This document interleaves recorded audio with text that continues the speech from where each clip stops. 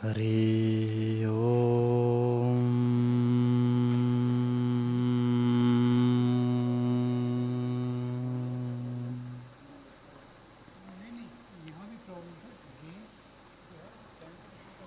हरि ओम।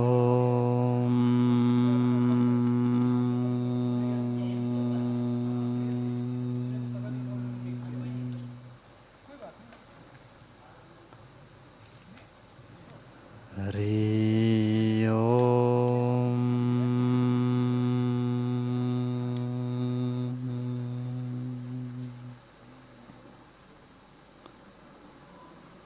ओम श्री सद्गुरु परमात्मने नमः। श्री योग वशिष्ठ महारामायण निर्वाण प्रकरण 163वां सर्ग। श्री वशिष्ठ जी बोले, हे राम जी, अहमता आदि जो जगत भासित होता है वह मिथ्या भ्रम से उदय हुआ है। इसको त्याग कर अपने अनुभव स्वरूप में स्थित हो। इस मिथ्या जगत में आस्था करना मूर्खता है। जो ज्ञानवान है उसको जगत का अभाव है। अब ज्ञानी और अज्ञानी का लक्षण सुनो। हे राम जी, जैसे किसी पुरुष को ताप चढ़ता है तो उसका हृदय जलता है और तृषा बहुत होती है, पर जिसका ताप नष्ट हो गया है उसका हृदय शीतल होता है और जल की तृषा भी नहीं होती।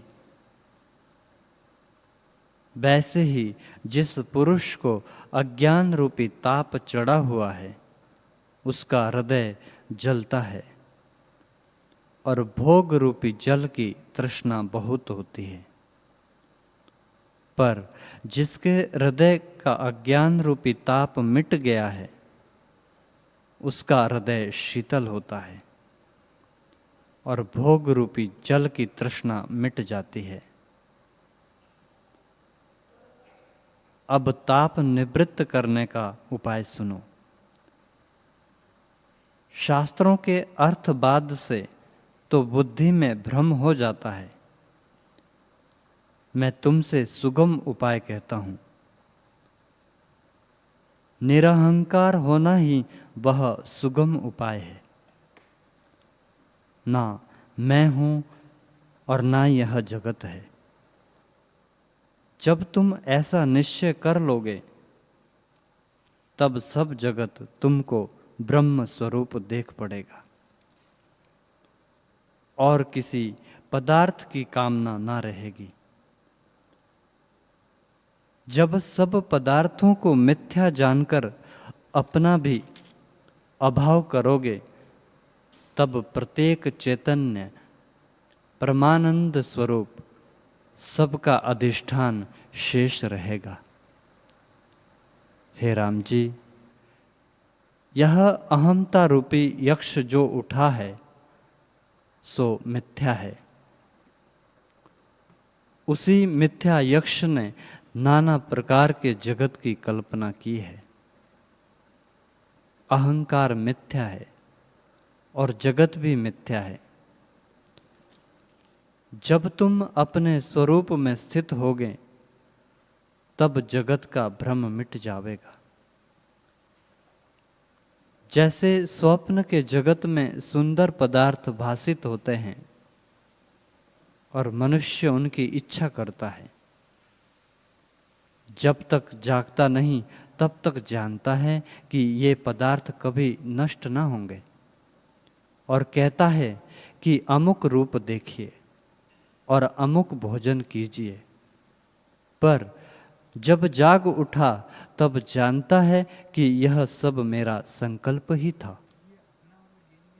और फिर वे सुंदर पदार्थ स्मरण होते हैं अथवा भासित होते हैं तो भी उनको मिथ्या जानता है। वैसे ही जब आत्मा के विषय में यह जागता है तब सब ब्रह्म ही भासित होता है। हे राम जी, इस जगत का बीज अहम है। जैसे दुख का बीज पाप होता है, वैसे ही जगत का बीज अहम है। इससे तुम निरहंकार पद में स्थित हो। यह सब तुम्हारा ही स्वरूप है, पर भ्रम से जगत भासित होता है। हे राम जी, जगत का अत्यंत अभाव है। जैसे रस्सी में सर्प का अत्यंत अभाव है, परंतु भ्रम दृष्टि से सर्प दिखता है। और जब विचार रूपी दीपक से देखिए तो सर्प का अभाव हो जाता है। वैसे ही आत्मा में यह जगत भ्रम से प्रतीत होता है। जब विचार करके जगत का अभाव निश्चय करोगे, तब आत्मपद ज्यों का त्यों भासित होगा। जैसे जब बसंत ऋतु आती है, तब सब फूल फल और डालें देख पड़ती हैं, और एक ही रस इतनी संज्ञाओं को धारण करता है।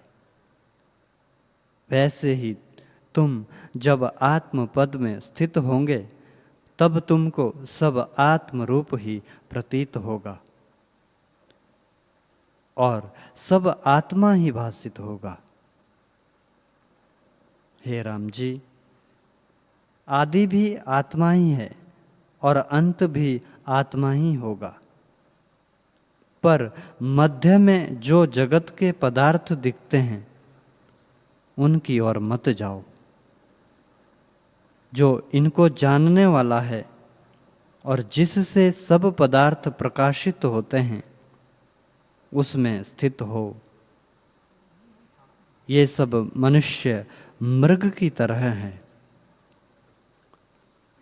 जैसे मरुस्थल में जल जानकर मृग उधर दौड़ते हैं, वैसे ही जगत रूपी मरुस्थल की भूमिका शून्य है और तीनों लोक मृग तृष्णा के जल है। उनमें मनुष्य रूपी मृग दौड़ते हैं और दौड़ते दौड़ते हार जाते हैं, कभी शांति नहीं पाते, क्योंकि जगत के सब पदार्थ असत्य है।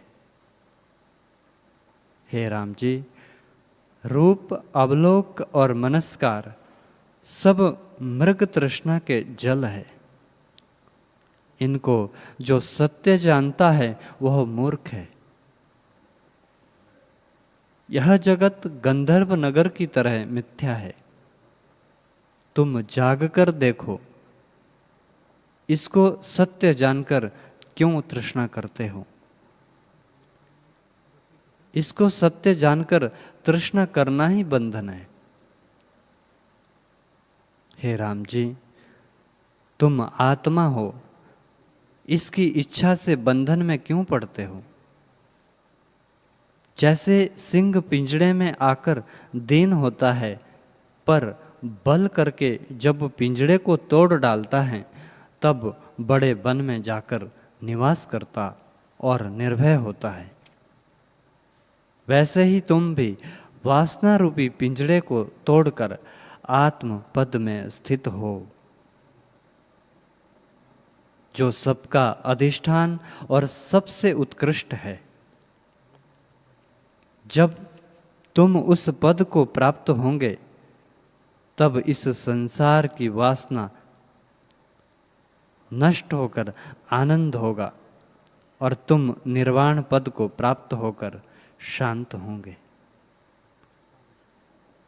परम उपशम ज्ञेय पद को पाओगे और द्वैत भाव मिटकर केवल परमार्थ सत्ता भासित होगी। इसी का नाम निर्वाण है।